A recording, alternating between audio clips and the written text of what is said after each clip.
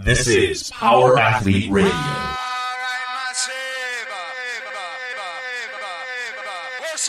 With your hosts, Denny K, Professor Booty, and the Luke Summers.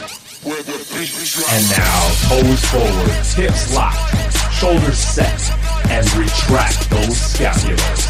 It's time for some knowledge bombs.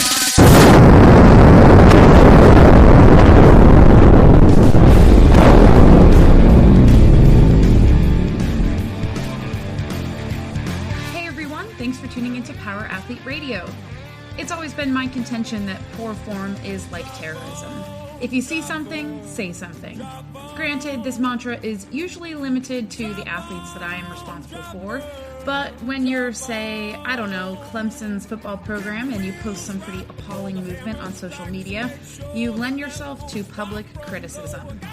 This week, John takes the lead in discussing the viral bench press video featuring Ryan Norton of Clemson. And in case you missed it, you can find the clip in our show notes or just Google it. Having extended experience in a number of competitive weight rooms, John explains how it's even possible to glamorize such poor movement in such an unapologetic way. Power Athlete's stance has always been increasing performance through proper posture and position, so it's no surprise that we feel compelled to speak on this topic. There are so many implications, not just from that video, but the weight room culture and leadership all around the country. Have a listen to our conversation to find out why this type of training is still widely accepted and what we can learn from it. This is episode 117. What's up, Power Athlete Nation? Welcome to Power Athlete Radio, the premier podcast in strength and conditioning. This is Denny. I'm here with John, Tex, Callie, and Bobby. We're living a dream. We're rocking and rolling, and we're getting ready to drop some knowledge bombs. How's it going, everybody? Good. Great. What's up, guys? Amazing. You know, John, did you get a chance to see that?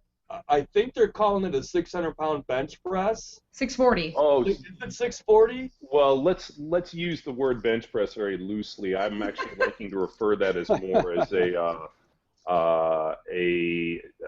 deadlift with a spot. No, let's call it a supine deficit, double bounce, kipping, lockout, partner assisted deadlift for 640 pounds.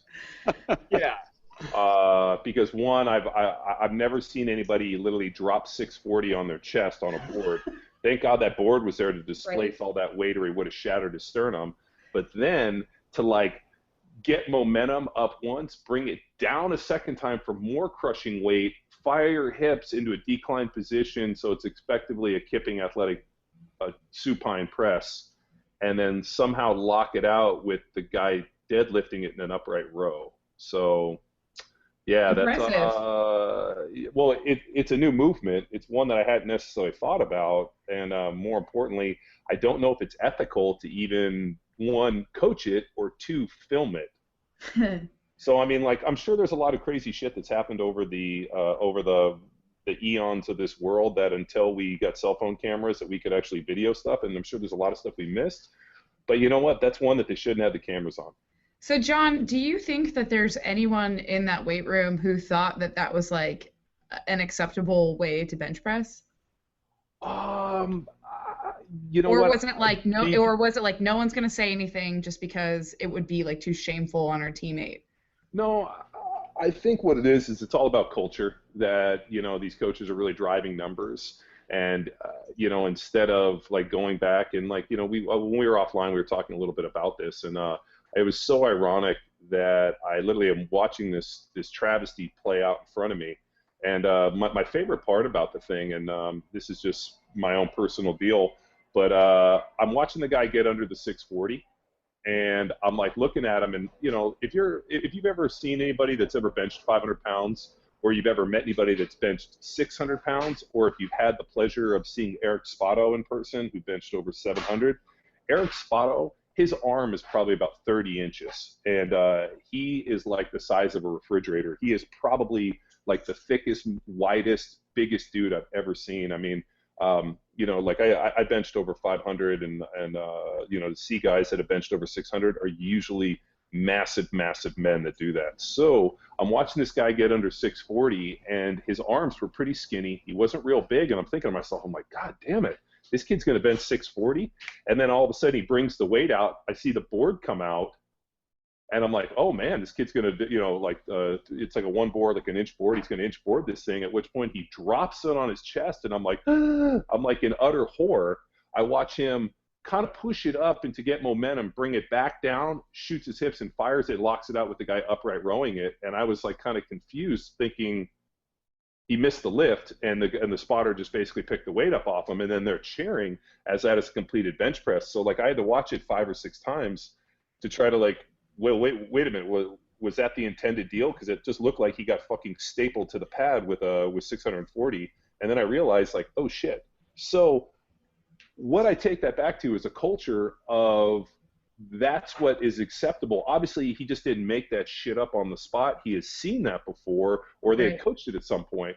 So the next thing, as I'm watching it, the next thing that comes up is the Greg Glassman interview about the D.C. Legislation to, make, like certain certifying bodies be the governing body and kind of null and void what CrossFit's doing. And then I click on it. I'm like, so the NSCA, who certifies strength coaches, and most of these guys are members of the NSCA, the National Strength Coaches Association, is the certifying body that these guys are associated with and would be a apparent deal to people. And these guys, you're talking about the collegiate strength and conditioning coaches, just to clarify, right? Yeah, so these collegiate strength conditioning, and that's what I'm seeing as acceptable bench press, acceptable movement in the weight room, at which point I realized that CrossFit is now the standard of good technique, smart training principles, and should be probably the governing body for all of this other fucking nonsense. Because as much stupid shit as we've seen in the CrossFit community, most of it comes out of some fucking wacky contest where they're trying to like fucking make things unknown and unknowable, and instead of like erring on the side of fucking not being brain dead, people do stupid shit. But for the most part, you walk into a CrossFit gym and I love how people throw, oh, there's bad technique. Sure, most of the people are beginners, but you go watch the CrossFit Games. I watched the event with Rich Froning and those guys, like, doing the only lifts. Those guys are unbelievable technicians. They move well. Everything's appealing in terms of like what we talk about athleticism. Watching most of the top CrossFit Games athletes when we were actually at the games, most of those guys are extremely excellent movers and are aesthetically pleasing, move through space well, and do a lot of good things. I mean, not all of them, but for the most part, I like had to just kind of turn it off and decompress a little bit. And I'm like, Jesus, if you would have told me in 2007, 2008, when I got involved with CrossFit, with all of the fucking haters and the people casting stones and CrossFit's shitty technique and it's this worst fucking training system, if you would have told me fast forward 7 years where CrossFit would be holding the standard for not only performance but technique and good training, I wouldn't have believed it. Yeah, and the thing is, Tex and I were talking before the show about how CrossFit doesn't necessarily live in its own vacuum, because it has reached out to sources like us, Westside Barbell, Ripito at one time, and not one of those continuing education resources is teaching bench press like that, So that's one of the things. That's a major difference, though, in continuing education for these two. Well, CrossFit was smart enough to realize, like, hey, we're teaching a broad and inclusive, or kind of a broad and general strength and conditioning program, based on increased work capacity, broad time, modal domains, and you go through this whole deal. And they realized that there were shortcomings, or more importantly, not shortcomings, but they needed experts in certain deals. It's kind of like, years ago, Greg Glassman realized that at some point people would be using CrossFit methodology for training athletes for sport-specific purposes, and tapped on me and said, hey, you know what, this is going to be something that's going to happen, and we need to have an answer for it, because what's going to happen is people are going to look at what general CrossFit is doing, and they're going to try to take this kind of broad and general style of training, and they're going to kind of try to use it for something that's both, narrow and very focused.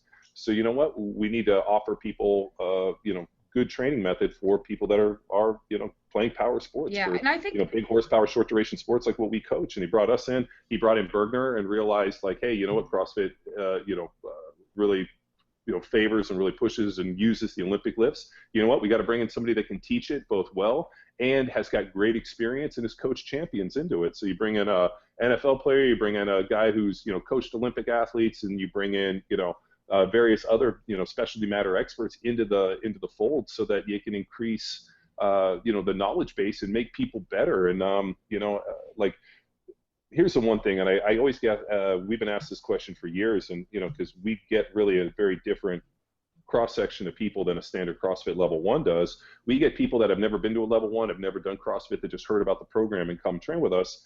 And the question I got is, well, why do you guys teach to the CrossFit community? I mean, this isn't really CrossFit. And I'm like, you know why? Because 1, the CrossFit community is usually open-minded, and 2, they want to get better. I've never been to a seminar and not met somebody in the CrossFit community that was like not hyper-focused on, I just want to be better, I want to improve everything, I'm here to fucking learn, and I'm not going to fucking push back, I'm here to listen, I'm here to get better. Yeah. Usually the biggest problem that we have and the biggest pushback, or the fucking most difficult people for us to deal with, is some fucking high school coach scab who's like, well, that's not how Bear Bryant did it. And I had to deal with that. I'm like, hey, I know what you're talking to me is that you were in high school, so like 50 years ago in high school football, this is what your high school coach fucking had you do. But I'm telling you, as a 10-year NFL player and having done all this, that shit sucked then, and I'm trying to offer you something that's better today. So sit the fuck down and listen to what I'm having to say. And you guys don't have the luxury of doing that, but fuck, hands down would I say that to people. And they get all fucking butthurt. I'm like, dude, you're butthurt? Go outside, get some fucking water, rub some ointment on it, get back in here, get in your car and fucking leave. Yeah, I think. And we got complaints about that shit, but at the end of the day, like, if you don't fucking know, that's fine, right? Like, I'm happy. If you don't know what you don't know, that's fine. But if you fucking know better, don't fucking do it, and don't be a fucking asshole about it. When they posted that video, one of the things that kind of came to mind was that just the fact that we talked about this, just the fact that they even put it up as to supposedly glamorize it, it does not give them any room, or us any room, to give them the benefit of the doubt. You know what I mean? Like, you can't give them the benefit of the doubt and say they didn't know any better or whatever. They actually truly believe that this is something worthy of, attention. You know what I mean? It's just crazy. Well, and not only that, Callie, like I was saying, just in my experience around here, I've seen coaches working with like high school kids, letting them bench and shoot their hips off the bench and create this massive like hyperextension in their spine. And when I confronted them about it, I'm like, what the fuck are you guys doing? It was like, well, you know what, these are football athletes, and in football it's all about hip drive. Or I heard it like, well, if you watch YouTube videos of the NFL Combine, you'll see them doing that. And I was like, oh, you know what? Immediately I asked John about that, and what was your comeback with that one, John? Yeah, I got fucking no reps. I remember I missed lockout on my first 3 reps, and they didn't count my first 3 reps at the combine. And when guys' hips came off the bench and they started shooting stuff, like when all of a sudden they started dropping the weight and doing the athletic stuff, they fucking no count it. What they're not going to do is they're not going to coach you on the platform to not do it. They're just going to count the reps they want and let you fucking look like an abortion in public. So it's like what these guys are not seeing is that you're in a situation like if I watch the guy do that, I mean, it's fucking embarrassing. Yeah, but I mean, dude, I got my first 3 or 4 reps counted out, and because I didn't lock the bar out, and the guy's screaming at me, one, no lockout, no lockout, at which point you get to rep 5 and you're already fucking flustered, and then you having to slow the weight down and work on full extension. So, I mean, that was a fuck up on my part. But also, when we went to do the bench press, there was about 40 people in line in front of me, and like we're all sitting in a big line. All of a sudden, like the first like 10 guys go, and we're kind of moving up, and I'm kind of counting, looking, and I got about 15 dudes in front of me so I can get over to one of the benches to warm up to be able to go out to the bench. All of a sudden, those 15 dudes, or whatever it was, the 10 guys in front of me, fucking opt out. So they're like, oh, are you going to bench? No. Are you going to bench? No. Are you going to bench? No. Are you going to bench? Are you going to bench? All of them opted out, and they're like looking at me, you going to bench? I'm like, yeah, I'm up. Or yeah, I'm like, yeah, I'm here to bench. And they're like, well, get on the bench. I'm like, well, I haven't had time to warm up. And they were like, we ain't got time for you to warm up. Get the fuck over there. And I'm like, so like I was already I was already pretty nervous. I mean, fucking, I get in it and I start fucking, half repping this thing, and they called me in my first couple, and I had to, fucking slow it down, and ended up only getting 27 when I should have got 30 plus. And so, you think they opted out just because they had to show full extension and keep their hips on the bench? No, I think they opted out because they didn't want to fucking train in the environment. Like a lot of guys, so there's certain types of people in this world, and like, and you guys are sure, like there's the type of guy, and you guys know this, like the type of lifter, and I'm sure you guys would train with people like this, like, yeah, well, I only like to train on that platform with those weights, and if I have my shoes and my belt and my knee wraps, I only train at 10 o'clock in the morning after I've had a good night's sleep, and I got to have this music on, the fucking prima donna.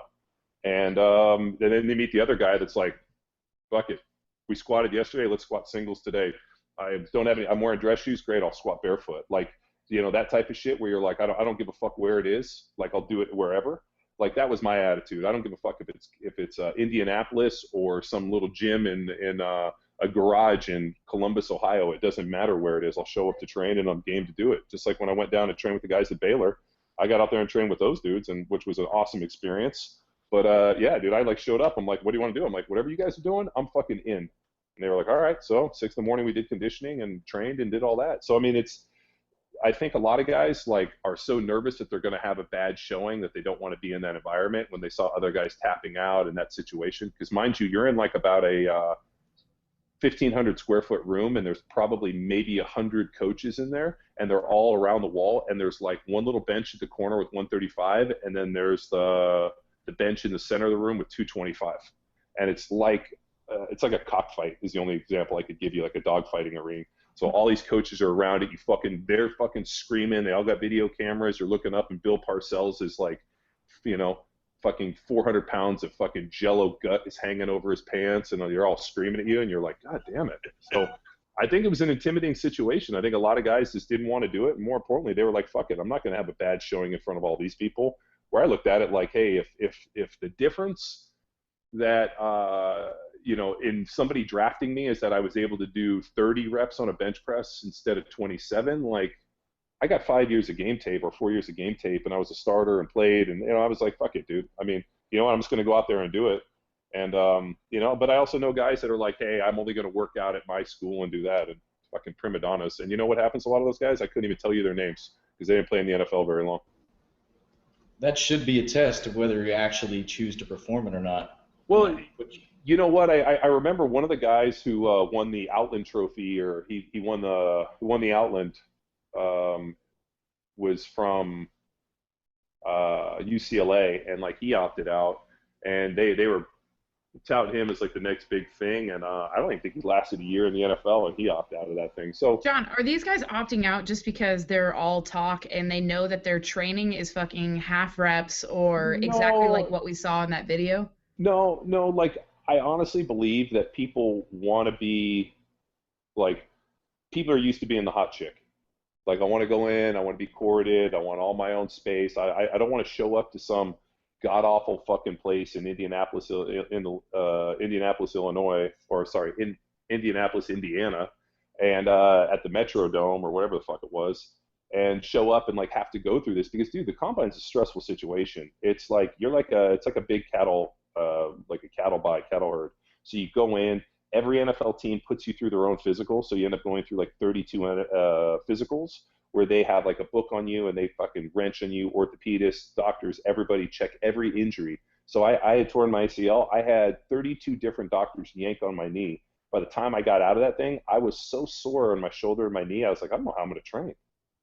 So I think like it's not an advantageous position for any player to be in. But at the end of the day, like nothing's ever going to be perfect. Like I looked at it like I had teams tell me like, hey, we're going to take you with your second round pick, and I didn't go to the fourth round. So I mean, it was kind of a stressful deal. But I just think guys get into that situation and they're like, hell, I'm not going to work out in this situation. I'd rather be back at my school with my own weights and my own bench where everything's there and I have time to warm up and I'm just in a better situation. I just looked at it like, fuck it, what's the worst that can happen? So But that was our attitude. I mean, when I was in college, I remember the attitude we had playing football was You know, like this was kind of Tom Cable in a nutshell. But you know, like the day or two before the game, you'd walk in and all of our names would be up on his wall.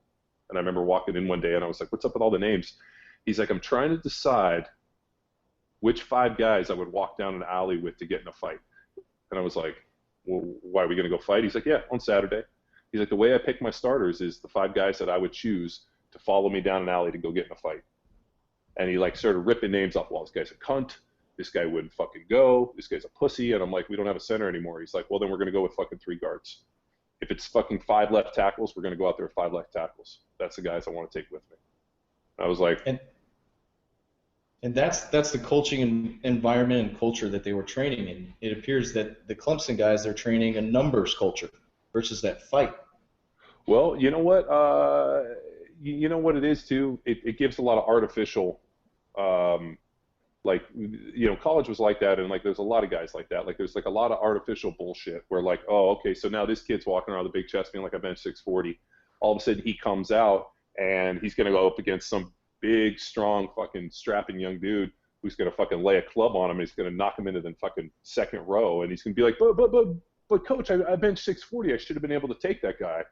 And coach is like, "Well, there was no board on your chest, and your teammate wasn't there to help you." And you know, like, you know, at the end of the day, this stuff is all about training for a goal. If what you are doing is not having carryover, now, if that 640-pound bench press, which was done with big violent hip drive, I mean, I didn't see the kid. I didn't see a video of the kid squatting 640. I didn't see a deadlift. I didn't see him cleaning. You know, you know, like, you know, a kid that benches 640, that's impressive. But watching that happen, I mean, I saw that. You guys can YouTube the video of Larry Allen benching 700 pounds. He brought that shit down to his chest and touched it. Now he had some coaches fucking positioning the bar because they're thinking if we hurt Larry Allen or let him blow his pec, we're all getting fired. But for the most part, that dude pretty cleanly benched 700 pounds. So there aren't too many humans to do that. And I'll tell you, hands down, Larry Allen was one of the strongest human beings to ever play in the NFL. So, but I don't know. I mean, I just didn't think I would ever see the day where, you know, like the paradigm shift has happened to where now you have places like these, you know, various 12,000 CrossFit gyms. You have something like the CrossFit Games. You have a certification like CrossFit with SMEs where they are holding the standard and, more importantly, demanding excellence from their people and not letting that shit slide. And I'm sure there's people that'll think like, "Oh, it's fucking bullshit. You guys just work for CrossFit." And I'm like, yeah, we did definitely teach a seminar, but for the most part, we are out there dealing with this stuff every single day. And fuck, that wouldn't happen in my gym, and I sure as hell wouldn't let anybody doing our program. Like, if they did it, I'd fucking laugh at them and be like, "You know what? You got no business being here." Text. But John, we had that conversation a couple of years ago, just in Texas on test day. I was freaking cut from spotting bench press because I wasn't helping guys. I wasn't gonna fucking do their job, and then I get tapped in to save lives when they come in and they're doing their squat test because they don't want them to collapse. I got to freaking bear hug them and squat the weight up. And the most fucked up part about that is I had to write those numbers on a clipboard, and then I got to turn them into Mad Dog as those are good lifts when I know for a fact that I'm bear hugging and saving lives. Well, I mean, but that was part of the deal. I mean, those guys were, you know, I mean, they were a program in ruin and a program in decline. And those guys, you know, you got Mad Dog and Benny Wiley, were doing anything to maintain their jobs. And so all they got to do is go hand in a sheet because what's his name? Who's the head coach? Brown. Oh, Mac Brown. You know, Mac Brown's coached all these years, and you know what? He doesn't know what the fuck happens in the weight room. He doesn't know about training. So what does he do? He just goes based off of, well, last year, you know, you had 4 linemen that benched over 400 pounds. This year you have 5 linemen that benched over 400 pounds. Obviously, we're going to be better this year because we have better numbers. That's all he fucking knows. But is the NCAA coaches are not allowed in there? If sport coaches are allowed in the weight room, do you feel all this fictitious numbers and bullshit positioning goes away? I don't think so. And I'll tell you one of my own favorite experiences, and I might have told this to you guys, but I was a third year in college, and we had an award called the Strongest Bear, which was the guy that had the biggest total on all the stuff and the best training. And like, dude, it was a sick trophy. It was like this like massive, it was probably about 3 feet high by about 1.5 feet wide. And it was like this It was like a wooden bench press with this big dude benching it, and the bar was bending. It was just the coolest trophy. And I remember seeing it when I was a freshman. I was like, man, I want to win that. Well, going into my sophomore year, I had a chance to win I was putting up some good numbers. And to win the strongest bear, I basically had to squat 6'10".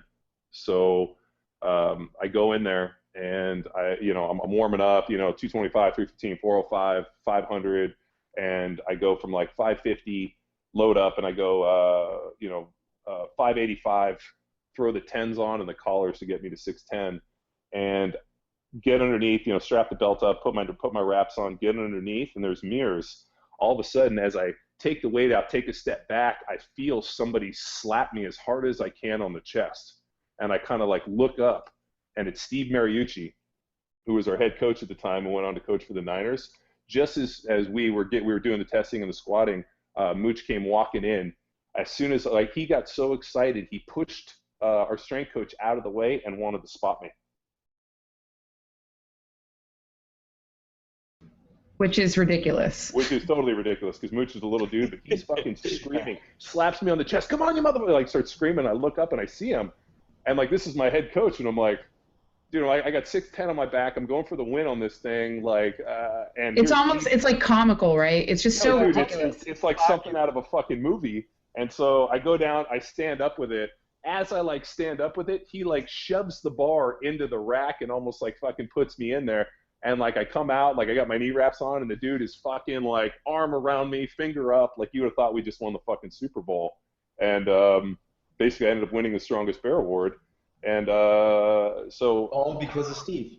Yeah, well, it was all Steve Mariucci spotting me on that final squat. But so you know what? You got to remember, man, every football coach was a football player. Whether or not they like to lift weights or whatever, they're still in that, and to be in that environment. I mean, it was awesome. I got to go down and train with the guys at Baylor with Kaz and Keith, and dude, it was so invigorating and so nice to recharge, to be around a bunch of just young, dumb motherfuckers that just want to bang some weights and train all day, and just that was it. There was no talk about business, kids, nothing. It's man, let's just fucking train 3 times a day and eat some food and have a good time.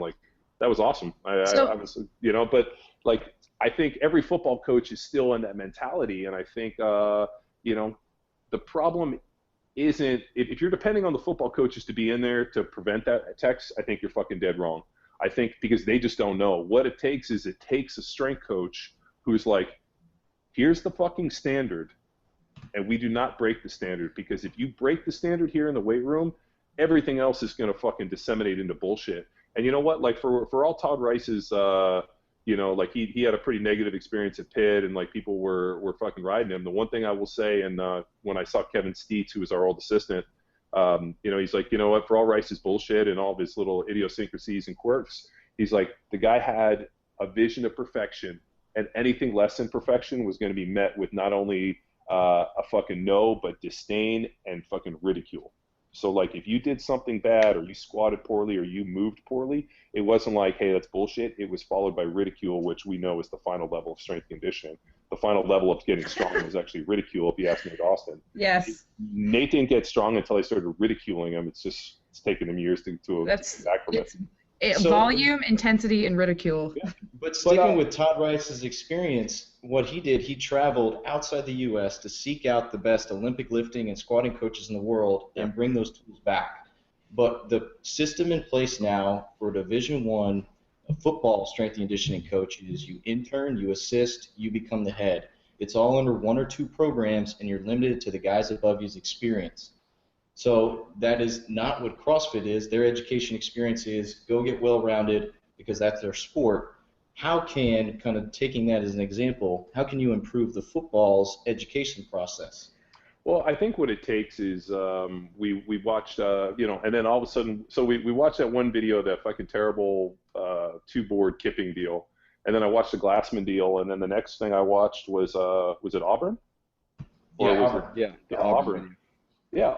The Auburn video was the one dude with a 50-inch rebound jump off of a depth jump, on a pad. It had obviously looked like kind of a linebacker white kid, you know, with a nice clean for like 180 for a triple. I mean, like the training video, I looked at it and I was like, that is what I would expect every weight room. More importantly, that's what I would expect to come out of a CrossFit facility. That's what I would expect at this point. And so there are places that have coaches that are like, hey, you know what? Like, this shit has carryover. So if you show me perfection in the weight room, you're going to do perfection on Saturday. I mean, dude, being good at something and demanding perfection of yourself isn't a fucking accident. Like, it's like something Luke and I talked about today. It's just not a switch that you throw on that all of a sudden, like, yeah, I'll be okay. But then when the time comes, I'll throw the switch. I'm like, dude, the people that do it, that train with perfection, that are looking to move and do well and do all these things, that shit carries over. Like, it's like, you know, very few people in the world are like, I don't study, I don't do anything, but I go and ace the test. No. Like, maybe in high school, but once you get to college, like, I actually had to go to class, I had to read all the books, I had to do all the information, because even as smart as I thought I wasn't going to be able to fucking do it. I had to put in all those training hours, or I would have never got to go play in college, let alone go on and play in the NFL. And you get there, and it's even more serious, because you're fucking fighting a bunch of 30-year-old men with mortgages and kids all day. You come in as a 23-year-old kid, and you're like, man, these guys are like dad's age.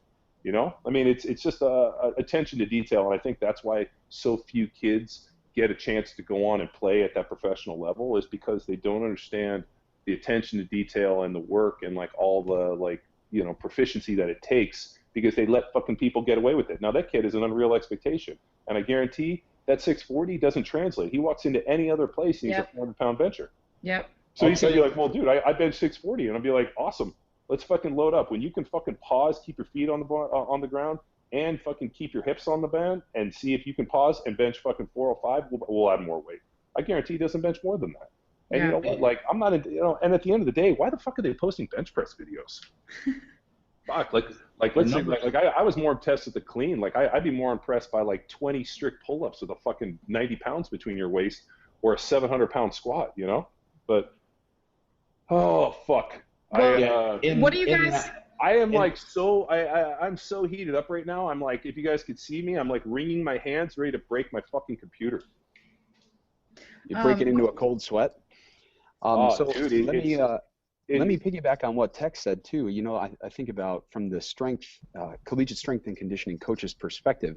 These guys are a product of the system, and they come up as an assistant, and then they get a head strength coach's job. But I take a look at that athlete, and my concern for the athlete is nothing that he's doing right now is going to be any sense of reality when he gets out of that system. A lot of high school kids don't really have a really dialed in strength and conditioning program, and then they go to a college level where they're under one person and that's what they learn. How the hell does that athlete who doesn't go on to the next level, how do they gain exposure to see like, oh man, that was really fucked up and that was shitty.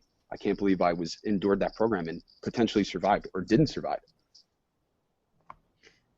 Yeah, I mean that's exactly kind of, that's like the basis of what we're saying. And I think, like, I guess my question is now, what do you guys think that weight room is like the day after all of that like backlash came through the video? What do you think? Do you think there's any conversation had, or do you think that it was just you can't ignore all the hate that was going on? I think it's all the fucking haters gonna hate fucking mentality. That there's there's this new, it's not new, but it's like this attitude where anybody asks any question or questions anything of what somebody posts, you get all these fucking fanboys that are like, oh, you're such a fucking hater. And I saw it, like, I've seen it in other places, like, especially, like, my favorite thing, and you guys know I'm into cars, Bobby's into cars, and we kind of, you know, so we always are, like, on different, like, fabrication sites and things on IG I'm always interested in. And this guy, like, was obviously doing something stupid, and this guy called him out, and he had like 20 people be like, oh, I'm sure he knows what he's doing, why are you going to hate? And the guy's like, just because I question your fucking God does not make me a hater. It means that he's not my God. I am asking a question because I don't fucking understand it or necessarily agree with what he's doing. So now we're in a situation where if I don't agree with you, I'm a fucking hater. So, like, here's the deal. Everybody was hating on it. I didn't see a single fucking comment that said, clean lift, awesome, roll tide, or wherever the fuck they were at, Clemson, I don't know, whatever it is. But, like, I didn't see anybody say that. It was literally, and the better part is, I saw somebody was like, I wouldn't even do that at my CrossFit gym, was my favorite comment. So now you have mid-30s housewives that are like been training for 6 to 9 months at a local CrossFit gym while pushing their stroller to and from the gym so they can put their kids that are commenting on that bench press technique being like, I couldn't do that at my gym. Like, that's the level we're at. Like, where you have people that aren't in the know, that aren't football players, that haven't done it, being like, that looks fucking retarded. Like, that's I mean, I showed it to my wife, and she was like, what are they doing? Is that something? I'm like, that's a bench press, or what they're hoping it is. And she like had this look of horror on her face, and she's like, I didn't even know that. I thought that like the guy dropped the weight on himself, and they were just helping it off him. Like, that was legit. They counted that? Yeah. I always like to look at things like, just look at it as just two animals performing like an act, like of like lifting weights or whatever. And if you just look at it like two human species doing this thing, it looks so fucking dumb. Like, it's just like, what is happening in this image? It belongs on like America's Funniest Home Videos. It's so ridiculous. Well, I mean, Tex, like from your perspective, if this was something, that we could comment on and sort of put a spin on it to really like, make a positive impact on someone who is ultimately impressionable by a video like that, what would you say? Posture and position. I mean, bottom line, he lost his position. Freaking his posture was shitty. He got the lift, but at the end of the day, that's not going to translate to the field. So, I mean, it just goes back to anything and everything that we're teaching. Dude, it all comes down to skill transfer. Yeah, and did he? I mean, he didn't get the lift. Like, if you ask me, he didn't get the lift. From a high schooler's perspective, who only sees 640 in that bar go chest to rack, I guess. It's so heinous. It's not even funny. I mean, it is sort of taboo because we want to put a stake in the ground and say this is unacceptable, but at the same time, it's just one of those things that you can't look away from, you can't ignore, especially when there are so many impressionable, like, potential collegiate athletes out there. And this is pretty much our bread and butter when we talk about how training is training. It's there's a time for testing, there's time for training, and just like John said, I mean, when you train for perfection, when it's time to test, you're gonna put yourself up to be a lot more successful, and it takes patience and time. It takes time to bench 640. Is follow that individual throughout the season. If he's the defensive lineman, if he's an offensive lineman, and then check his performance on the field. Sure. Because, dude, I watched Braden Smith. What was it? Braden Smith mentioned 5.5 for like a triple, where he brought the bar down and fucking silky smooth, fucking hit that thing and press that thing like perfect.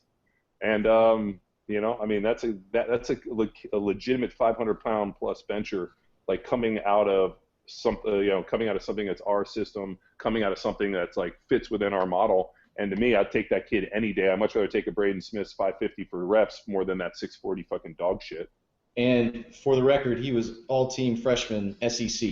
So I do. What did I tell you when he sent us our training stuff? I was like, that kid will be in the NFL 3 years in, and in that 4th year, he'll be a fucking starter in the NFL first-round draft pick. Well, you don't start at Auburn as a freshman unless you're a freaking beast. No, that kid is he's a dude. I've never in my life. I mean, it just makes me wish I could go back in time and fucking do our program. Well, I'm glad that we got a chance to kind of talk this out, because we all had sort of emotional reactions to the video, and it is super viral, and it is like, it feels a little bit cheesy to be hopping on the hater bandwagon, but listen, it's from a purely hopefully productive standpoint, and as professionals, it's incumbent upon us to at least take a stand and say, hey, this is unacceptable. Well, Kelly, I mean, my attitude has always been, and you guys have heard me say this, like, I'm not big on talking about what other people do. Like, I'm more focused on what Power Athlete does, the information that we put out, our message, the people that are following our various programs, like, are they getting as much attention as they deserve? Are they meeting their goals? Are they getting where they need to go? Are we helping them? And are they part, like my whole deal is watering the Power Athlete Nation and like our community of Field Strong, whatever it is, like, that's about us. Like, I don't get out, like, I don't comment on other programs, I don't comment on what other people do, I don't get involved in the fucking Facebook fucking bullshit, where people, oh, look at this, and just don't do it because it's a fucking waste of time. And we got better shit to do. I mean, when you're focused on our company motto of world domination, you can't get fucking bogged down dealing with like this stupid bullshit. But frankly, this was one that I couldn't let slide, and I looked at it and I was like, you know what, I got to comment on this just because out of sheer kind of embarrassment a little bit, having come out of a college strength conditioning program, having gone and worked with coaches, and having done this, and more importantly, it's almost because there's some dipshit high school coach right now looking at that thinking, yeah, maybe we can get all of our kids to bench 300 pounds if we fucking do this. And you know what?